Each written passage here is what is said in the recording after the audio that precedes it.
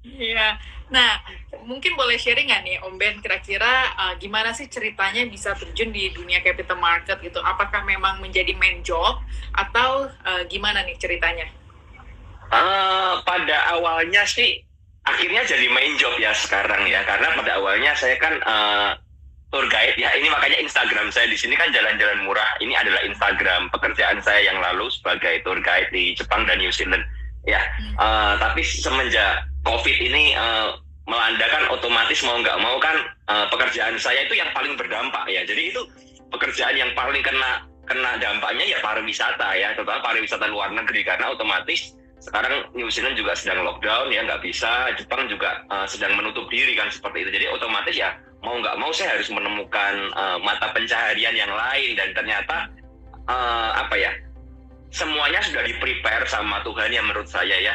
Jadi sudah dipersiapkan seperti itu. Saya bilang itu sudah dipersiapkan benar-benar, dan saya bersyukur sekali ya. Saya mau mengambil setiap kesempatan, mengambil setiap peluang yang ada di depan saya, dan akhirnya ya inilah saya sekarang seperti ini. Seperti itu, Sabrina.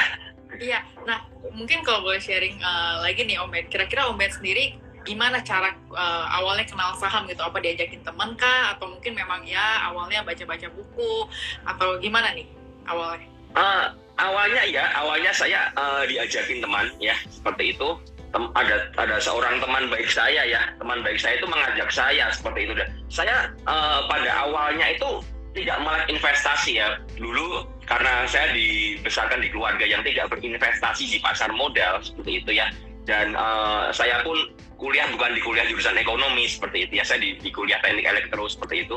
Saya nggak paham ya, walaupun di kampus itu di sebelah ruang kelas saya itu ada pojok bursa efek ya waktu itu di universitas seperti itu. Tapi saya berpikir, wah, saham ini seperti judi ya, saya berpikir seperti itu, seperti judi, bukan seperti analisa. Dan saya juga skeptis. Awalnya saya diajak, dan beberapa kali ajakan baru saya mau, karena teman saya mengajak ini nggak cuma ngajak, tapi dia memberikan satu komunitas ya.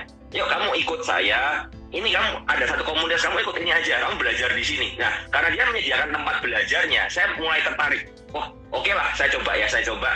Dan waktu itu saya membuka sekuritas ya, membuka akun di sekuritas dengan dana 500.000 waktu itu, karena nyoba-nyoba aja ya. Itu saya buka di bulan Mei, ternyata saya baru ngerti, saya baru bongkar kemarin ya. Saya bulan Mei saya hanya transaksi satu saham, yaitu CTRA waktu itu. Saya hanya beli mungkin 2 atau 3 lot setahu saya, dan setelah itu saya tidak pernah buka lagi sampai di September ya. September saya masuk di komunitas itu, baru mulai belajar seperti itu sih. Jadi awalnya memang diajak. Oke, mungkin kalau Om Ben boleh sharing lagi nih, berarti mulai tahun kapan nih? Udah berapa tahun nih ibaratnya udah apa di dunia capital market ini? Saya mulai dari September 2017 ya. September 2017 seperti itu. Dan waktu itu tidak ada literasi yang seperti sekarang ya, nggak ada YouTube, belum ada IG live seperti ini nih, belum ada sama sekali ya, belum ada influencer saham. Susah menemukan susah menemukan referensi dalam YouTube ya. Tapi bersyukur di komunitas itu saya diajarin bagaimana harus disiplin, harus menggunakan trading plan. Jadi saya awal di dunia trading itu berada dalam komunitas yang tepat seperti itu. Jadi saya tidak pernah mengalami resiko kerugian yang sangat besar sekali ya, nggak bisa saya tanggung. Yang bikin saya stres itu nggak pernah, karena dari awal saya sudah fondasinya dari udah bener ya. Cuman tinggal saya bagaimana untuk mengarungi market ya, seperti ini, mengarungi market setiap harinya seperti itu, pasang stop loss, pasang trading stop, itu sudah diajarin dari awal seperti itu. Jadi ya bersyukur sekali seperti itu, Sabrina. Oke, jadi ini adalah Om Ben sendiri berarti sosok dari teknik elektro yang ibaratnya awalnya nggak tahu finansial, mungkin suruh baca laporan keuangan juga pusing kali ya Om Ben ya. Sampai sekarang pun saya masih pusing. Ya, tapi berhasil mencapai return yang gila-gilaan lah. Nah, nih kalau Om Ben sendiri, mungkin kalau misalnya lihat kondisi market sekarang ya, Om Ben tuh lebih cenderung ke invest atau ke trading sih? Saya jujur aja, saya secara pribadi ini cenderung trading ya. Saya saya nggak ngomong invest ya, saya bukan ngomong invest, karena menurut saya invest itu terlalu panjang buat saya. Saya hanya swing beberapa bulan, dan saya memanfaatkan momentum akhir tahun seperti windows dressing. Itu yang saya manfaatkan seperti. Jadi saya tidak pernah menginvestasikan dana saya di sebuah saham lalu mengambil dividen dan lain sebagainya itu tidak pernah ya, tidak pernah. Jadi saya hanya mengambil momentum aja untuk misalnya tahun lalu ya, saya menginvestasikan dana saya ke saham Adi Karya seperti itu ya. Saya hold dari bulan September dan saya jual di Januari ya. Itu bisa beggar seperti itu di atas 100% ya. Jadi hanya mengambil momentum seperti itu saja. Mungkin seperti KF ya waktu itu ada momentum apa? Ada momentum ini ya. Ada momentum vaksin dan lain sebagainya ya, itu saya hanya manfaatkan aja seperti itu, tapi tidak pernah pakai dana lama untuk akhirnya dividen dan lain sebagainya. Saya pernah diajak seorang teman untuk invest di DJTM ya, untuk ambil dividennya, cuman saya berpikir dana saya ini tidak cukup besar ya untuk digunakan untuk invest. Saya hanya bisa lebih berpikir kalau bagaimana saya putar aja ya, saya putar dana saya ini, saya putar terus seperti itu untuk mengembangkan aset. Nah, nanti setelah sampai di satu level ya, itu bisa saya mungkin mempertimbangkan untuk invest, untuk ambil dividen seperti itu. Oke. Menarik ya. Jadi ini cerita awal mula Om Ben tuh terjun ke dunia capital market sesuai dengan ini ya Om, acara aku ya, Tea with Sabrina. Jadi minum teh dulu ya Om ya. Minum teh dulu. Saya kebetulan sangat suka dengan teh saya. Kebetulan sekali. Oke. Nih, by the way ini udah banyak banget pertanyaan yang masuk ke DM aku nih. Mungkin ada pertanyaan pertama ya yang mungkin kita mau bahas langsung nih ke Om Ben. Yang pertama, berapa sih watchlist ataupun universe yang Om Ben lihat selama trading ataupun scalping ya? Dan on screen biasa melihat apa aja nih Om Ben? Saya kalau dalam daily itu saya memang sudah punya saham-saham ya. Saya sekarang sebut aja saham-saham Crew Crispy ya, saham andalan saya, saham yang saya pahami ya, seperti itu. Jadi saya sudah memakai list seperti itu terus setiap harinya, karena selama marketnya belum berubah ya, saya akan pakai list saya, saham saya. Tapi ketika marketnya sudah berubah, saya akan bergeser. Jadi begini, kemarin ini memang market sempat berubah ya, sempat ketika sebelum ada Bukalapak keluar ya, Bukalapak listing itu kan benar-benar saham-saham yang saya sebut LQ50 ya, saya bilang seperti itu, LQ50, LQ100 kalau saya di PPC bilangnya seperti itu sama teman-teman. Jadi saham-saham 50 sampai 100 yang biasanya pernah jadi primadona ya, seperti dulu ada Kayu, ada Kapas dan lain sebagainya. Tiba-tiba kan sekarang kan kehilangan pamornya lagi. Ya, ketika sudah kehilangan momentum seperti itu, saya tidak pernah menyentuh lagi. Ya, saya beralih ke saham-saham yang seperti 200-an ke atas ya. Mungkin saya pernah bermain di ADNG, saham-saham seperti itu, lalu Sen, ESA dan lain sebagainya. Nah, tapi ketika marketnya kembali berubah lagi ya, kembali saham-saham yang LQ100 ini menarik lagi, seperti kita lihat WH ya, WH itu tiba-tiba rally, kemudian kemarin ada saham LAN ya, saham LAN yang hari ini ARB seperti itu, dia arah 2 kali, kemudian ada juga Bima ya, lalu ada juga seperti Yellow dan kawan-kawan. Nah, saya memanfaatkan momentum-momentum seperti itu. Jadi saya tidak pernah saya selalu melihat market setiap hari ya. Setiap malam saya coba bongkar itu top gainer, top loser. Saya coba lihat yang dimainkan pada hari perdagangan tadi itu apa. Saya mencari di situ dan saya mencoba mencari yang masih berpotensi untuk esok hari ya. Jadi misalnya masih closingnya bagus, seperti itu ya, bandarnya belum keluar, secara broker summary belum keluar. Kalau yang saya lihat ya, saya hanya melihat secara broker summary seperti itu, kemudian TA ya. Saya seorang technical analyst seperti itu. Saya memakai support dan resist saja, pakai Fibonacci, pakai MA aja, saya nggak pakai indikator apa-apa seperti itu. Kemudian saya lihat broker summary, bid offer-nya bagaimana, lalu selama beberapa perdagangan ini siapa yang beli, siapa yang jual, saya memperhatikan itu aja sih sebenarnya. Seperti itu. Oke, nah mungkin kalau ritual dari Om Ben sendiri berarti kalau misalnya malam kan tadi ngeliatin ya top gainersnya siapa, kira-kira besok nih kemungkinan seperti apa, saham-saham yang mungkin mau jadi watchlistnya Om Ben. Kira-kira Om Ben sendiri nih bangun pagi jam berapa Om buat nyiapin itu semua? Saya bangun pagi, saya biasa bangun jam 9 kurang 15 atau jam 9 kurang 10. Oke, jadi persiapannya nih besok mau beli apa udah dari malam gitu ya? Sudah dari malam, jadi saya itu memang pasang waker ya, pasang alarm itu jam 8:30, cuma terkadang ya masih pagi, masih malas. Saya kadang-kadang jawab member juga pagi-pagi pakai masih di tempat tidur seperti itu. Nanti jam 9 kurang 15 baru saya bangun, baru saya ke meja saya yang sudah saya siapin seperti itu ya. Baru saya buka sekuritas saya, ya udah. Saya tidak pernah punya persiapan khusus ya. Saya sangat tidak pernah punya persiapan khusus untuk menganalisa atau untuk trading itu nggak pernah punya persiapan khusus saja. Jadi benar-benar saya hanya enjoy aja setiap harinya seperti itu. Oke.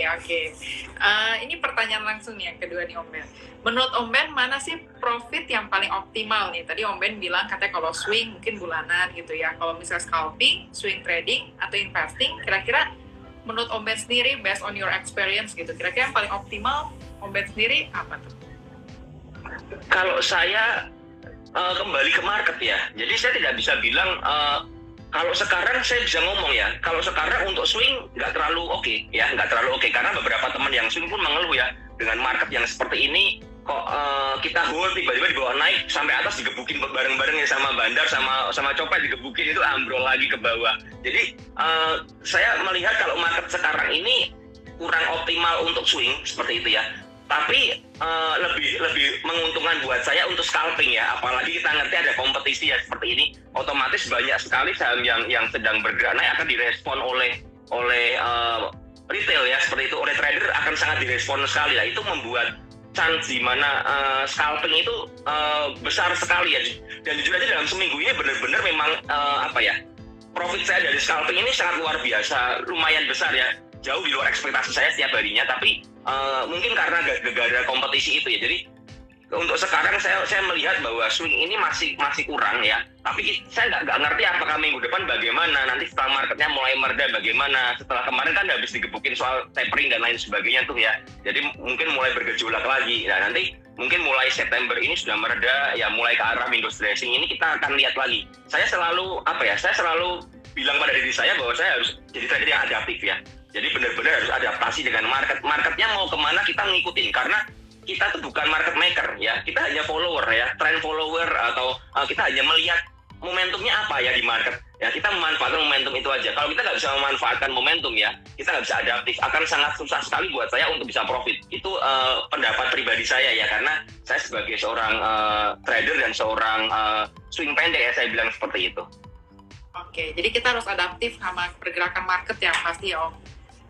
Iya betul. Oke, nih pertanyaan ketiga nih. Berapa sih batas toleransi untuk cut loss? Karena Om Ben sendiri selama pengalaman di market tentunya nggak cuma dapetin profit dong. Pasti kan pernah lah ya cut loss ataupun kerugian gitu. Kira-kira toleransi? Iya betul. Saya toleransi selalu begini. Saya melihat area support dan resistance. Saya tidak pernah menentukan berapa persen langsung dari entry saya masuk, enggak. Saya terkadang pun ya, saya coba masuk buy on breakout seperti itu ya. Kemudian ketika respon marketnya tidak sesuai dengan yang saya harapkan ya, artinya sellernya besar ya, di skala itu juga saya bisa langsung buang barang.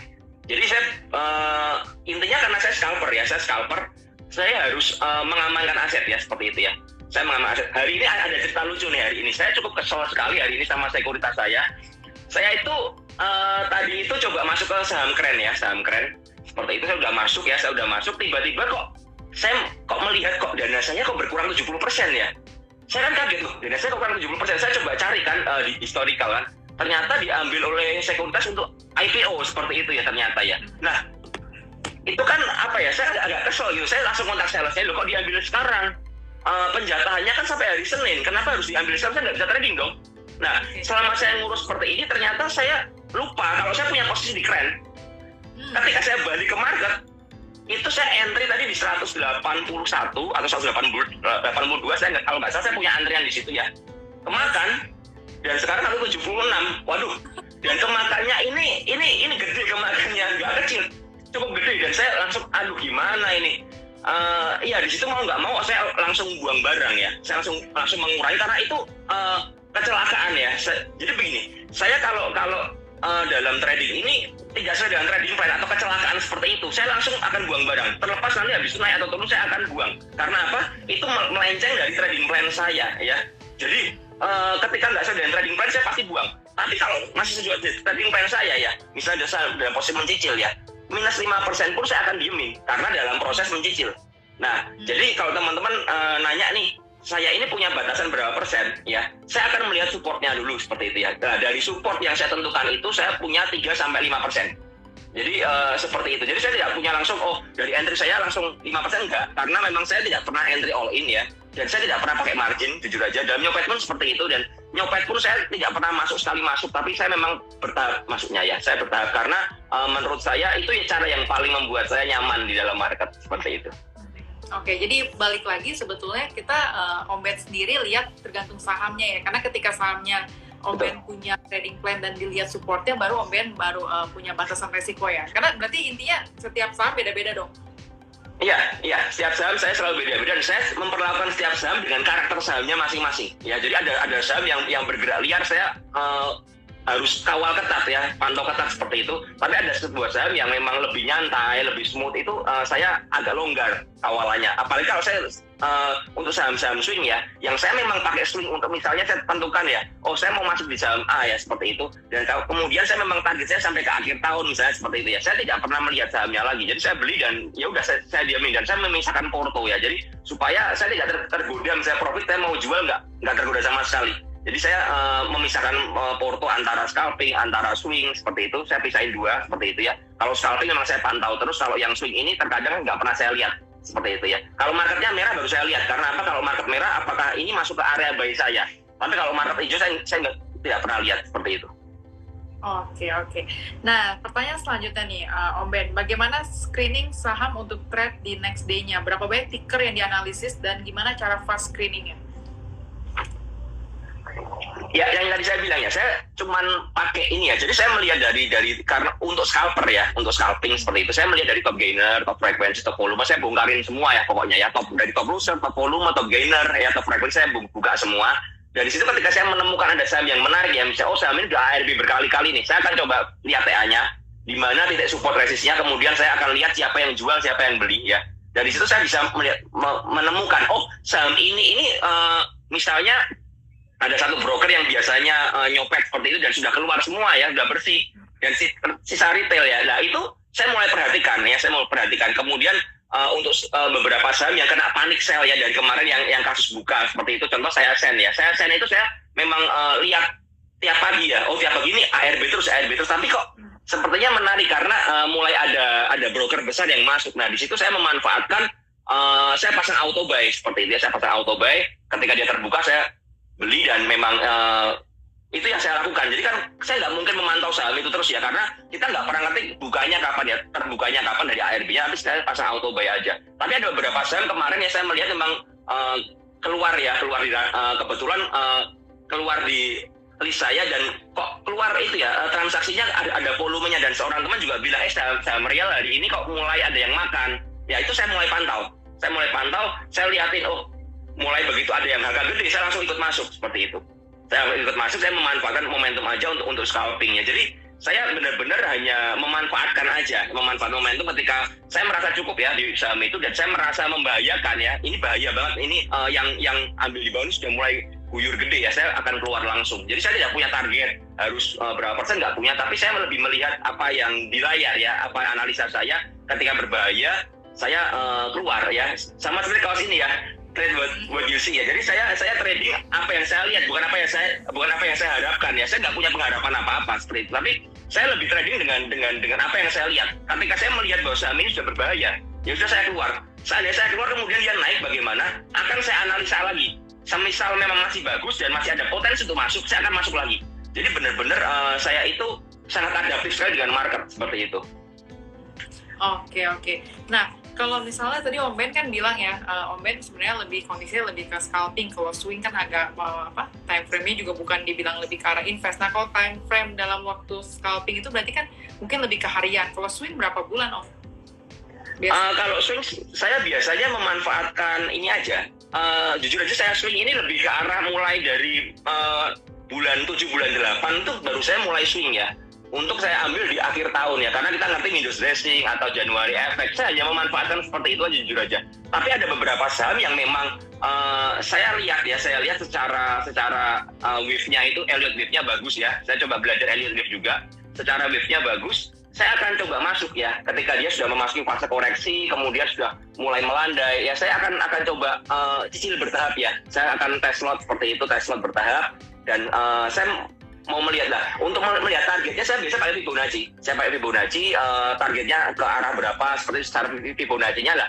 Di target-target tertentu itu saya akan keluar bertahap ya. Tidak akan keluar semuanya, saya akan keluar bertahap. Karena tujuannya apa? Seandainya memang masih naik lagi, contoh MLPL ini di PPC ini dan saya pribadi itu sudah ngikutin dari 70 ya, MLPL itu harga 70 kita sudah incar itu saham itu karena memang bagus. Dan kemudian memang kita punya target itu di area 300 sampai 400 waktu itu ya kan. Di sampai sana memang kita saya pribadi sudah mulai bongkar muatan ya, tapi ternyata saya mulai habis di harga 400 ya, di target terakhir saya udah habis, tapi ternyata dibawa ke 500 dan 600. Dan saya melihat lagi kayak MLPL seperti itu buat saya ya, ini buat saya pribadi ya, secara analisa saya risk rewardnya udah nggak semenarik dulu. Karena itu saya mulai berpindah ke saham yang lain. Waktu itu saya pindah ke BIHIT ya. BIHIT itu saya masuk di harga 53 ya, saya masuk di 53, saya keluar di 130-an ya. Jadi memang saya selalu coba switching ke saham-saham seperti, dan jujur aja saya memang menyukai saham-saham yang harganya di bawah 100 ya. Tapi saham ini mungkin punya story yang bagus, seperti saham BIHIT, MNC itu selalu punya story yang bagus menjelang misalnya pilpres atau pilkada, itu selalu punya story yang bagus. Nah itu saya mulai masuk. Kemudian kalau saham LIPO, saya hanya melihat momentumnya aja, karena buat saya saham LIPO ini termasuk saham yang salah satu saham yang susah dianalisa menurut saya, karena pergerakannya cukup liar ya, seperti LPPF dan lain sebagainya, itu pergerakan cukup liar. Saya hanya memanfaat momentum ketika sudah selesai target saya dan saya keluar, saya tidak pernah entry lagi.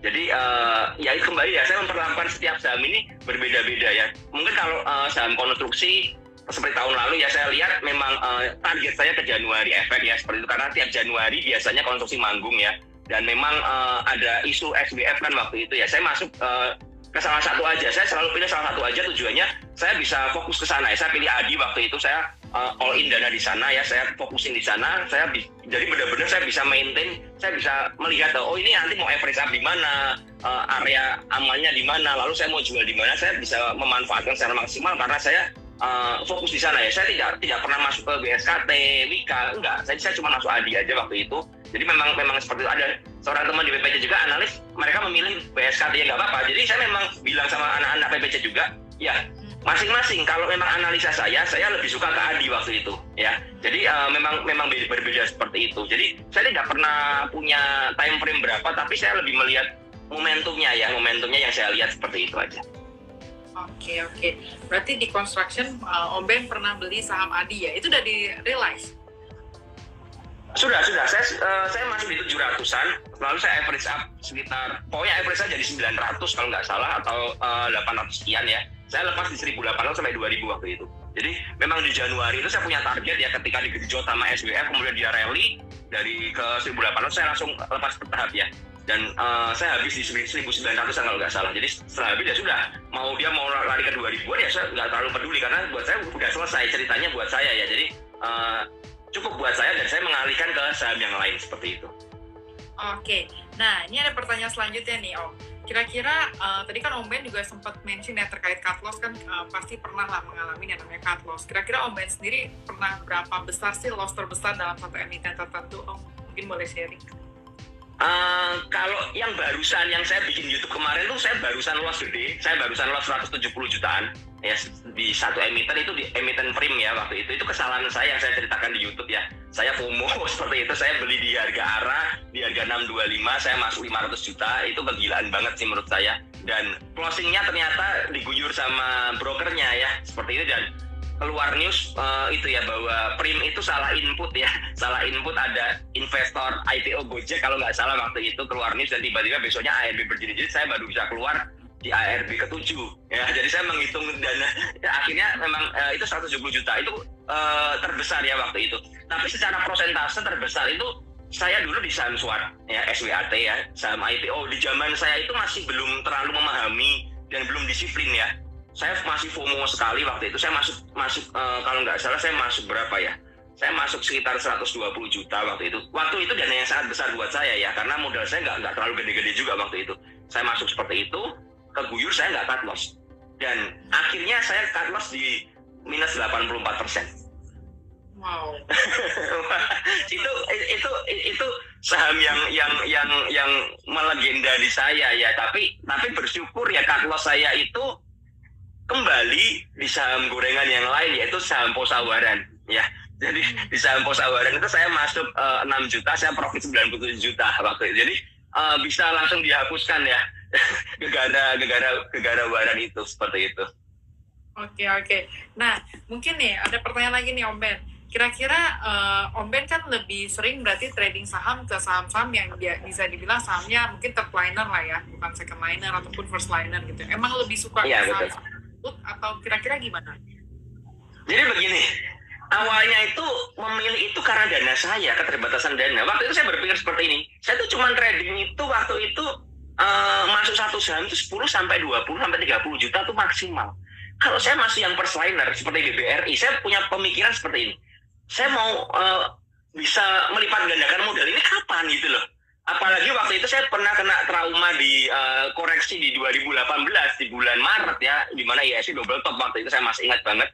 Di mana saya waktu itu masih aliran trend following nih ya, masih nggak kenal saham gorengan waktu itu ya.